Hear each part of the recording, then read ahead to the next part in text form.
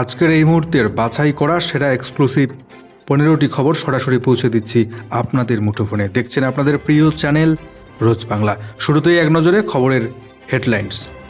দিল্লির মুখ্যমন্ত্রী অরবিন্দ কেজরিওয়ালকে গ্রেপ্তার করে চরম বিপাকে মোদী সরকার। নয়া দিল্লিকে বিশেষ বার্তা জার্মানি এবং আমেরিকার দুই শক্তিধর দেশের। অপরদিকে দিল্লিতে জারি হতে পারে রাষ্ট্রপতি শাসন, ছড়িয়েছে জল্পনা। জেল থেকে চলবে না রাজ্য, এমনটাই জানা যাচ্ছে। অপরদিকে কলকাতা বিমানবন্দরে চলল গুলি, বিমানবন্দরের ভেতরেই মৃত্যু এক সিআইএসএফ জওয়ানের। অপরদিকে বাংলার বিভিন্ন জেলায় কালবৈশাখী এবং দমকা হওয়ার পূর্বাভাস, চলবে বৃষ্টি এই সমস্ত জেলাগুলিতে, জানাবো বিস্তারিত। অপরদিকে কেরলের মুখ্যমন্ত্রীর কন্যার বিরুদ্ধে মামলা দায়ের করল এনফোর্সমেন্ট ডিরেক্টরেট। বাংলার মুখ্যমন্ত্রীর মৃত্যু কামনা। বিচারপতি অভিজিৎ গঙ্গোপাধ্যায়ের বিরুদ্ধে এবার কমিশনে তৃণমূল কংগ্রেস। অপরদিকে সিএএ আইন নিয়ে প্রতিবাদ। মেঘালয়ে দুই যুবককে পিটিএ করা হলো নির্মমভাবে খুন। অপরদিকে 4 দিন ইডি হেফাজতের মেয়াদ বাড়ল দিল্লির মুখ্যমন্ত্রী অরবিন্দ কেজরিওয়ালের। লোকসভা নির্বাচনের মুখে বিরাট বড় সুখবর, মোদী সরকারের 100 দিনের কাজের মজুরি বাড়ালো কেন্দ্রের মোদী সরকার। এছাড়া ভোটের দিনগুলিতে রাজ্য সরকারি কর্মচারীদের জন্য ছুটি ঘোষণা করল নবান্ন। মুখ্যমন্ত্রী সম্পর্কে একেবারে কুরুচিকর মন্তব্য। এবার শোকজের পর দিলীপ ঘোষের বিরুদ্ধে দায়ের হলো এফআইআর। অপরদিকে ডায়মন্ড হারবার থেকে অভিষেক ব্যানার্জির বিপক্ষে ভোটে লড়ছেন নওশাদ সিদ্দিকী। এছাড়াও রাজ্যবাসীর জন্য বিরাট বড় সুখবর, রাজ্যে হচ্ছে আরও 8টি নতুন মেডিকেল কলেজ। কোন কোন জেলা পাচ্ছে নতুন মেডিকেল কলেজ, বিস্তারিত জানাবো। এছাড়া লোকসভার ভোটের টিকিট না পেয়ে বিষ খেয়ে আত্মহত্যা করলেন প্রাক্তন সাংসদ। অপরদিকে বিজেপি প্রার্থী তথা বলিউড অভিনেত্রী কঙ্গনা রানাউতকে যৌন কর্মী বলে কটাক্ষ করেছিলেন কংগ্রেস নেত্রী। অবশেষে প্রার্থী তালিকা থেকে শাস্তি হিসেবে তাকে সরিয়ে দিল কংগ্রেস। খবরগুলো বিস্তারিত জানাবো, চোখ রাখুন শেষ পর্যন্ত। নতুন এসে থাকলে চ্যানেলটিকে সাবস্ক্রাইব করবেন প্রত্যেক দিনের খবরগুলো সবার প্রথমে দেখবার জন্যে। কলকাতা বিমানবন্দরে চলল গুলি, বিমানবন্দরেই মৃত এক সিআইএসএফ জওয়ান। কাক ভোরেই গুলি চলল কলকাতা বিমানবন্দরে। এর জেরে ব্যাপক চাঞ্চল্য ছড়িয়েছে গোটা বিমানবন্দর জুড়ে। ঘটনাটি ঘটেছে বিমানবন্দরের 5 নম্বর গেটের কাছে ওয়াচ টাওয়ারে। সেই জায়গাতে কর্তব্যরত ছিলেন শ্রী বিষ্ণু নামের এক সিআইএসএফ জওয়ান। ঠিক ভোর 5:30 নাগাদ আচমকায় নিজের ইনসাস রাইফেল থেকে গুলি চালিয়ে আত্মঘাতী হওয়ার চেষ্টা করেছেন শ্রী বিষ্ণু। মুহূর্তে রক্তাক্ত অবস্থায় ওয়াচ টাওয়ারে লুটিয়ে পড়েন তিনি। গুলিবিদ্ধ অবস্থায় তাকে চিনার পার্কের একটি বেসরকারি হাসপাতালে ভর্তি করা হয়, কিন্তু সকাল 9:30 নাগাদ চিকিৎসারত অবস্থাতেই মৃত্যু হয়েছে ওই সিআইএসএফ জওয়ানের। কেন তিনি এই ঘটনা ঘটিয়েছেন তা এখনও পরিষ্কার নয়। তদন্ত শুরু করেছে পুলিশ। জানা যাচ্ছে ওই সিআইএসএফ জওয়ান তেলেঙ্গানার বাসিন্দা। মাত্র 7 মাস আগেই কলকাতা বিমানবন্দরে পোস্টিং পেয়েছিলেন তিনি। পুলিশ তার পরিবারের সঙ্গে যোগাযোগ করার চেষ্টা শুরু করেছে।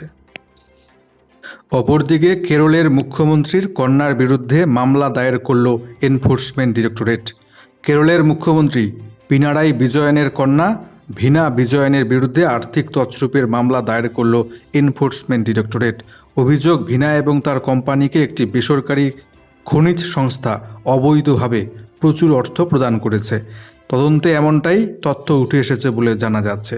তাই কেরলের মুখ্যমন্ত্রীর কন্যার বিরুদ্ধে মামলা দায়ের করে তদন্ত শুরু করল ইডি।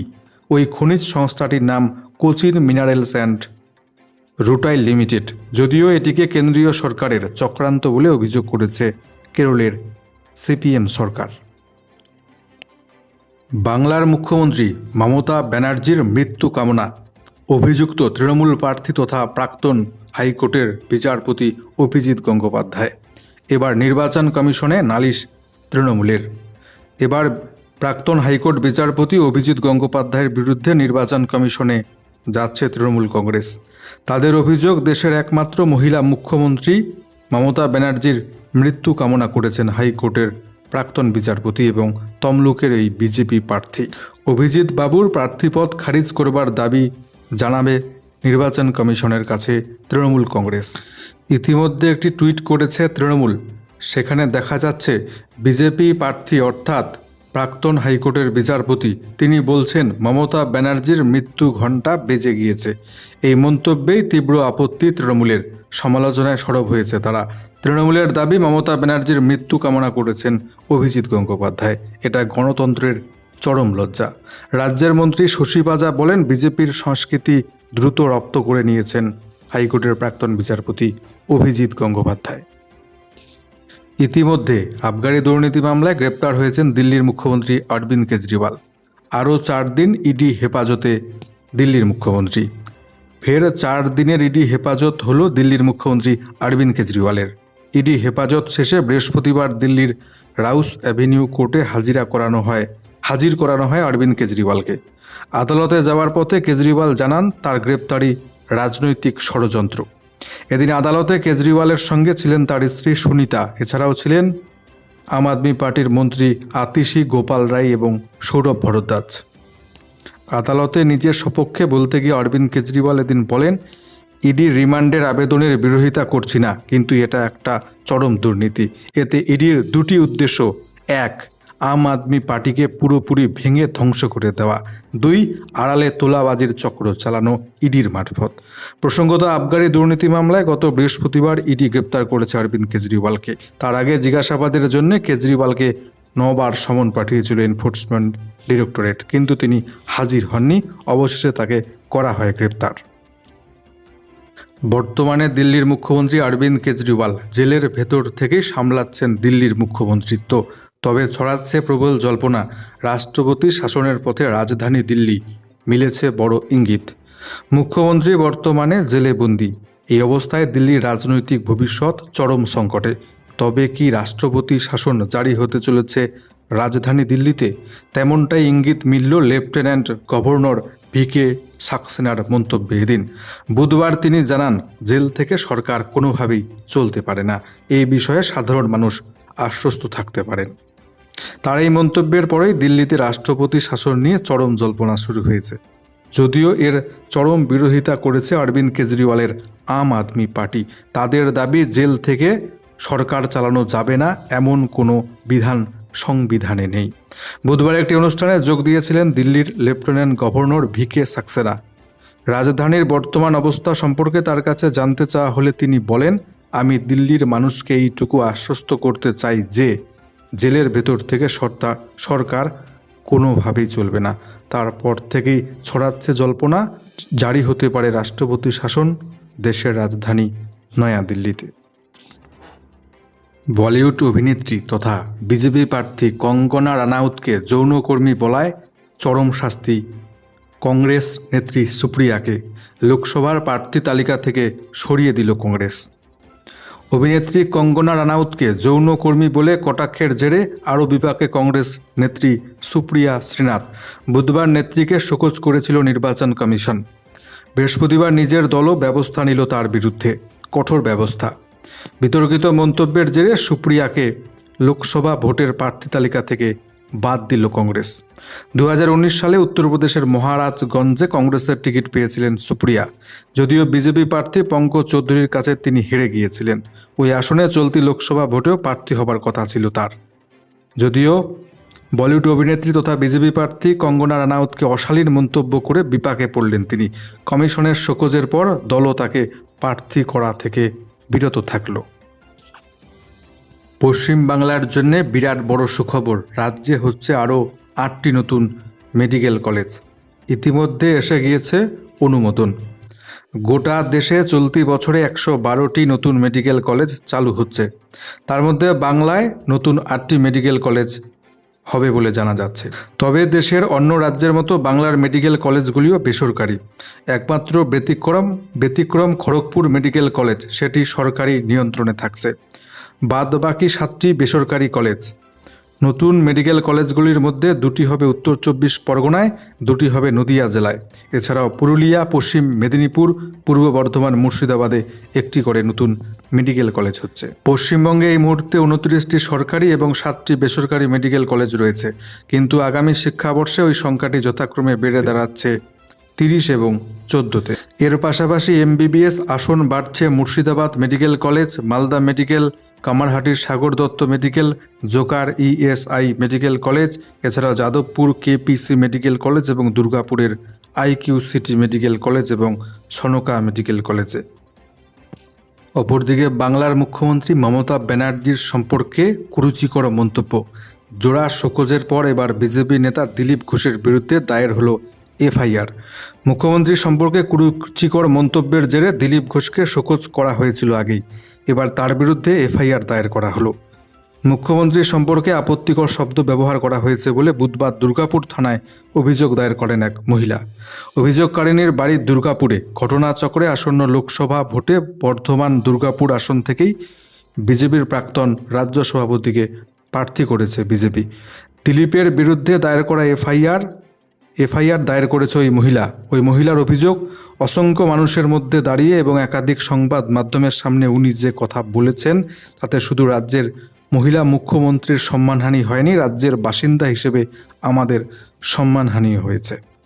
প্রসঙ্গত, দুদিন আগেই বাংলার মুখ্যমন্ত্রী মমতা ব্যানার্জি সম্পর্কে বিতর্কিত মন্তব্য করে বসেন বিজেপি নেতা দিলীপ ঘোষ। তিনি বলেন, বাংলার মুখ্যমন্ত্রী মমতা ব্যানার্জির বাপের ঠিক নেই, আগে নিজের বাপ ঠিক করুন মমতা ব্যানার্জি। এভাবেই মমতা ব্যানার্জিকে বিঁধেছিলেন বিজেপি নেতা দিলীপ ঘোষ। তারপরেই এবার দায়ের হলো তার বিরুদ্ধে এফআইআর। অপরদিকে আসছে একটি বিরাট বড় সংবাদ। লোকসভা নির্বাচনে ডায়মন্ড হারবার থেকে অভিষেক বন্দ্যোপাধ্যায়ের বিরুদ্ধে প্রার্থী হচ্ছেন নওশাদ সিদ্দিকী। অভিষেক বন্দ্যোপাধ্যায়ের বিরুদ্ধে লড়াই করতে মানসিকভাবে প্রস্তুত নওশাদ সিদ্দিকী। কুলপিতে দলীয় কার্যালয়ে এক কর্মী বৈঠকে ডায়মন্ড হারবারে ভোটে দাঁড়ানোর বিষয়ে ফের জল্পনা উস্কে দিলেন ভাঙড়ের বিধায়ক। আগেও অভিষেক ব্যানার্জির বিরুদ্ধে লড়ার বার্তা দিয়ে এসেছেন ভাঙড়ের আইএসএফ বিধায়ক নওশাদ সিদ্দিকী। প্রথমবার তার মন্তব্যে সরগরম হয়ে ওঠে বাংলার গোটা রাজনীতি। কিছুদিন আগে প্রথম পর্যায়ের আইএসএফের প্রার্থী তালিকা ঘোষণা করা হয়েছে। সেই তালিকায় ডায়মন্ড হারবার লোকসভা কেন্দ্রে প্রার্থী দেয়নি আইএসএফ। এই প্রার্থী তালিকা প্রকাশের পর জল্পনা ছড়ায়, তাহলে কি ওই আসনে লড়বে অভিষেক বন্দ্যোপাধ্যায়ের বিরুদ্ধে নওশাদ সিদ্দিকী? বিভ্রান্তি ছড়ায় কর্মী সমর্থকদের মধ্যেও। এই আবহে আইএসএফ নেতার এহেন মন্তব্যে জল্পনা আরও বাড়ল। অপরদিকে নির্বাচনের সামনে 100 দিনের কাজের মজুরি বাড়ালো কেন্দ্রের মোদী সরকার। বাংলা শ্রমিকদের মজুরি বাড়লো কতটা জানাচ্ছি আপনাদেরকে। 100 দিনের কাজের মজুরি বাড়ালো কেন্দ্রীয় সরকার ঠিক লোকসভা ভোটের আগে। বিজ্ঞপ্তি দিয়ে কেন্দ্র 21টি রাজ্যের 100 দিনের কাজের টাকা বাড়াবার কথা ঘোষণা করল। 2024-25 অর্থবর্ষে 10 থেকে 20 টাকা পর্যন্ত বাড়ানো হচ্ছে দৈনিক মজুরি। এর মধ্যে শতাংশের হিসেবে সবথেকে বেশি টাকা বেড়েছে গোয়ায়। সেখানকার শ্রমিকদের দৈনিক মজুরি 34 টাকা করে বৃদ্ধি করা হলো। উত্তরপ্রদেশে এই হার সবথেকে কম, দৈনিক মজুরি বাড়ছে 7 টাকা করে। পশ্চিমবঙ্গে 237 টাকা থেকে মজুরি বেড়ে হচ্ছে 250 টাকা, অর্থাৎ 13 টাকা বৃদ্ধি পেয়েছে মজুরি পশ্চিমবঙ্গে। এদিকে বিজেপি শাসিত গুজরাটের বেতন বৃদ্ধির হার, মজুরি বৃদ্ধির হার প্রায় 10%। এদিকে নির্বাচনের দিন ঘোষণার পর এই বিজ্ঞপ্তি জারি নিয়ে প্রশ্ন তুলেছে বিরোধীরা। যদিও কেন্দ্রের যুক্তি, এই সিদ্ধান্ত আগেই নেওয়া হয়েছিল, বৃহস্পতিবার শুধু বিজ্ঞপ্তি জারি করা হলো। অপরদিকে বড় ঘোষণা আসছে রাজ্য সরকারের তরফ থেকে। ভোটের দিনগুলিতে রাজ্যে সরকারি ছুটি ঘোষণা নবান্নের। লোকসভা ভোটের দিনগুলিতে সরকারি ছুটি ঘোষণা করল নবান্ন। বৃহস্পতিবার এই মর্মে বিজ্ঞপ্তি জারি হয়েছে। তাতে বলা হয়েছে, যেদিন যে কেন্দ্রে নির্বাচন সেই দিন সেই কেন্দ্রগুলিতে সবেতন ছুটি পাবেন সরকারি কর্মচারীরা। বেসরকারি কর্মীদেরকেও নির্দিষ্ট কেন্দ্রে ভোটের দিনগুলিতে ছুটি দেওয়ার কথা বলা হয়েছে। রাজ্যে মোট 7 দফায় লোকসভা ভোট হচ্ছে। শুরু হচ্ছে রাজ্যে ভোট 19 এপ্রিল, এরপর যথাক্রমে 26 এপ্রিল, 7ই মে, 13 মে, 20 মে, 25 মে এবং 1 জুন ভোট রয়েছে রাজ্যে। এলাকা ভিত্তিতে ভোটের দিন বন্ধ থাকবে সব অফিস কাছারি, এমনটাই বিজ্ঞপ্তি জারি করে জানালো নবান্ন। নিজের লোকসভা এলাকার বাইরে কর্মরত কর্মীরাও নিজেদের এলাকার ভোটের দিন সবেতন ছুটি পাবেন বলে বিজ্ঞপ্তিতে উল্লেখ করা হয়েছে। লোকসভার টিকিট না পেয়ে আত্মঘাতী সাংসদ। লোকসভার টিকিট না পেয়ে বিষপান করেছিলেন। টানা 4 দিন চিকিৎসাধীন থাকার পরে প্রয়াত হলেন তামিলনাড়ুর সাংসদ গণেশ মূর্তি। বৃহস্পতিবার ভোর 5টে নাগাদ শেষ নিঃশ্বাস ত্যাগ করেছেন তিনি। সাংসদের মৃত্যুর পরে অবশ্য দলের তরফে সাফাই দিয়ে বলা হয়, বিধানসভা নির্বাচনে গণেশ মূর্তিকে টিকিট দেওয়ার পরিকল্পনা ছিল দলের। গত রবিবার বিষ খেয়ে গুরুতর অসুস্থ হয়ে পড়েন লোকসভা সাংসদ। সংকটজনক অবস্থায় হাসপাতালে ভর্তি করা হয় তাকে। সেখান থেকে একটি বেসরকারি হাসপাতালে স্থানান্তর করা হয়। গত 4 দিন ভেন্টিলেশনে রাখা হয়েছিল গণেশ মূর্তিকে। বৃহস্পতিবার সকালে শেষ নিঃশ্বাস ত্যাগ করলেন তিনি। ময়না তদন্তের জন্য সরকারি হাসপাতালে পাঠানো হয়েছে ইতিমধ্যে তার দেহ। উল্লেখ্য, 2019 সালে MDMKর টিকিটে লোকসভা নির্বাচনে জেতেন গণেশ মূর্তি। ইরোড কেন্দ্র থেকে নির্বাচিত হন 76 বছর বয়সী ওই সাংসদ। তবে এবার নির্বাচনের টিকিট পাননি তিনি। সেই অভিমান থেকেই হয়তো চরম সিদ্ধান্ত বেছে নিয়েছেন তিনি। লোকসভা নির্বাচনের প্রাক্কালে দেশ জুড়ে লাগু হয়েছে CAA তথা নাগরিকত্ব সংশোধনী আইন। এবার CAA নিয়ে প্রতিবাদ। মেঘালয়ে 2 যুবককে পিটিয়ে করা হলো খুন। সংশোধিত নাগরিকত্ব আইন নিয়ে প্রতিবাদের জেরে 2 যুবককে পিটিয়ে খুন করার অভিযোগ। বুধবার সন্ধেবেলা চাঞ্চল্যকর ঘটনাটি ঘটেছে মেঘালয়ের পূর্ব খাসি হিলস জেলায়। পুলিশ সূত্রে জানা গিয়েছে, ইছামতি এলাকায় খাসি ছাত্র সংগঠনের নেতৃত্বে CAA-এর বিরুদ্ধে প্রতিবাদ মিছিল ছিল। তাতে আরও একাধিক NGO অংশ নিয়েছিল। এই মিছিলের পরেই ঈশান সিং এবং সুজিত দত্ত নামের 2 যুবককে পিটিয়ে খুন করে দুষ্কৃতীরা। মৃতদেহ দুটি উদ্ধার করে ময়না তদন্তের জন্য পাঠানো হয়েছে। ইতিমধ্যে 2 যুবককে খুনের ঘটনার পর পাহাড়ি এলাকায় ব্যাপক উত্তেজনা ছড়িয়ে পড়েছে। পরিস্থিতি সামলাতে ঘটনাস্থলে বিরাট পুলিশ বাহিনী মোতায়েন করা হয়েছে। এখনও পর্যন্ত কাউকে গ্রেপ্তার করতে পারেনি পুলিশ। তদন্ত জারি করেছে স্থানীয় পুলিশ। দিল্লির মুখ্যমন্ত্রী অরবিন্দ কেজরিওয়ালকে গ্রেপ্তার করে এবার অনেকটাই বিপাকে মোদী সরকার। কেজরিওয়ালের গ্রেপ্তারি থেকে কংগ্রেসের ব্যাঙ্ক অ্যাকাউন্ট বন্ধ, ফের নয়াদিল্লিকে বিশেষ বার্তা আমেরিকার। লোকসভা ভোটের মুখে আন্তর্জাতিক মহলের প্রবল চাপে কেন্দ্রের মোদী সরকার। আবগারি মামলায় দিল্লির মুখ্যমন্ত্রী অরবিন্দ কেজরিওয়ালের গ্রেপ্তারি নিয়ে ফের নয়াদিল্লিকে বিশেষ বার্তা দিল আমেরিকা। জার্মানির পর 2 দিন আগে কেজরিওয়াল ইস্যুতে মুখ খোলে ওয়াশিংটন। তারা জানায়, সুনির্দিষ্ট সময়ের মধ্যে একেবারে স্বচ্ছতার সঙ্গে বিচারের প্রক্রিয়া শেষ করুক নয়াদিল্লি। যদিও আমেরিকার ওই বক্তব্যকে একেবারে ভালো চোখে দেখেনি নয়াদিল্লি। আমেরিকার ওই বিবৃতির 24 ঘন্টার মধ্যে দিল্লিতে নিযুক্ত আমেরিকার deputy chief of mission Gloria বারবেনাকে ডেকে পাঠায় ভারতের বিদেশ মন্ত্রক। গতকাল বুধবার দুপুরে বিদেশ মন্ত্রকের আধিকারিকরা ওই মার্কিন কূটনীতিকের সঙ্গে প্রায় টানা 40 মিনিট বৈঠক করেন। তারপরেও ফের একবার কেজরিওয়াল ইস্যুতে মুখ খুলতে দেখা গেল ওয়াশিংটনকে। আমেরিকার বিদেশ দপ্তরের মুখপাত্র ম্যাথু মিলার প্রধানের অরবিন্দ কেজরিওয়ালের গ্রেপ্তারি প্রসঙ্গে জানিয়েছেন, ন্যায্য, স্বচ্ছ, সময় উপযোগী আইনি প্রক্রিয়ার আশায় রয়েছি আমরা। তবে এবারে আরও এক ধাপ এগিয়ে কেজরিওয়ালের গ্রেপ্তারির পাশাপাশি কংগ্রেসের ব্যাঙ্ক অ্যাকাউন্ট ফ্রিজ সংক্রান্ত বিষয়টি নিয়েও বক্তব্য রেখেছে ওয়াশিংটন, যা মোদী সরকারের কাছে চরম অস্বস্তির বলে মনে করছে রাজনৈতিক মহল। ম্যাথু জানিয়েছে, মুখ্যমন্ত্রী কেজরিওয়ালের গ্রেপ্তারির বিষয়ের ওপর আমরা তীক্ষ্ণ নজর রাখব। আমরা আবারও বলতে চাই, ওনার বিচার যেন ন্যায়সঙ্গত, স্বচ্ছ, সময় উপযোগী অবশ্যই হয়। অ্যাকাউন্ট ফ্রিজ নিয়ে কংগ্রেস পার্টির যে অভিযোগ রয়েছে সে বিষয়টি সম্পর্কে আমরা অবগত। আয়কর দপ্তর তাদের ব্যাঙ্ক অ্যাকাউন্ট বন্ধ করে দিয়েছে, যে কারণে নির্বাচনে প্রচার চালাবার ক্ষেত্রে কংগ্রেসকে আর্থিক প্রবল সমস্যার মুখে পড়তে হচ্ছে। এই ধরনের বিষয়গুলিতে ন্যায়সঙ্গত, স্বচ্ছ, দ্রুত আইনি প্রক্রিয়াকেই আমেরিকা সমর্থন করে বলে জানিয়েছে এদিন ওয়াশিংটন। বিগত কয়েক বছরে মোদী সরকারের বিরুদ্ধে এইভাবে প্রকাশ্যে মুখ খুলতে দেখা যায়নি আমেরিকা কিংবা জার্মানিকে। লোকসভা নির্বাচনের আগে বিদেশি শক্তিধর দেশগুলির এই মন্তব্যে চরম অস্বস্তিতে ফেলেছে নয়াদিল্লিকে। দেখে নেব এক নজরে আজকের ওয়েদার রিপোর্টটি। নজর রাখছি শুরুতেই আজকে উত্তরবঙ্গের জেলাগুলির দিকে। আজকে উত্তরবঙ্গের দার্জিলিং, কালিম্পং জেলায় বিক্ষিপ্ত হবে সামান্য পরিমাণ হালকা বৃষ্টি, 2-1টি জায়গায় বজ্রপাতের সম্ভাবনা। উত্তরবঙ্গের বাকি জেলাগুলি অর্থাৎ জলপাইগুড়ি, আলিপুরদুয়ার, কোচবিহার, উত্তর এবং দক্ষিণ দিনাজপুর, মালদা জেলার আবহাওয়া আজকে পুরোপুরি শুকনোই থাকবে।